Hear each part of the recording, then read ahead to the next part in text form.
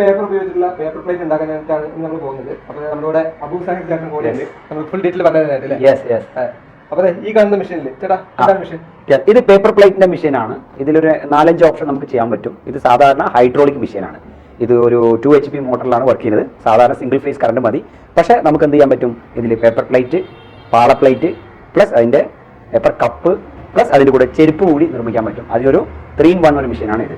ഇത് സിംഗിൾ മെഷീനാണ് ഇപ്പോൾ കാണിച്ചത്. പക്ഷേ ഇതിന്റെ ഡബിൾ ഉണ്ട്, ട്രിപ്പിൾ ഉണ്ട്. നമുക്ക് ഒറ്റ ടൈം തന്നെ ഈ 3 യൂണിറ്റ് ആയിട്ട് വർക്ക് ചെയ്യാൻ പറ്റും. ചെറിയൊരു വീട്ടമ്മയ്ക്ക് ഇതുപോലെ സിംഗിൾ യൂസ് ചെയ്യുന്നെങ്കിൽ ചെയ്യാൻ പറ്റും. യെസ്, ഷുവർ ആയിട്ട് അതിന്റെ പ്രോസസ്സിംഗ് കാണിച്ചു തരാം. എഡ്ജ് മാക്സിമം കറക്റ്റ് ചെയ്ത് 2 റോൾ വരുന്ന രീതിയിൽ വെക്കുക.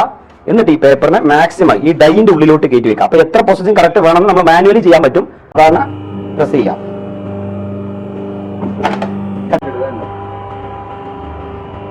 കളറിൽ മണി കട്ട് ചെയ്യാം. ഏത് കളർ വേണമെങ്കിൽ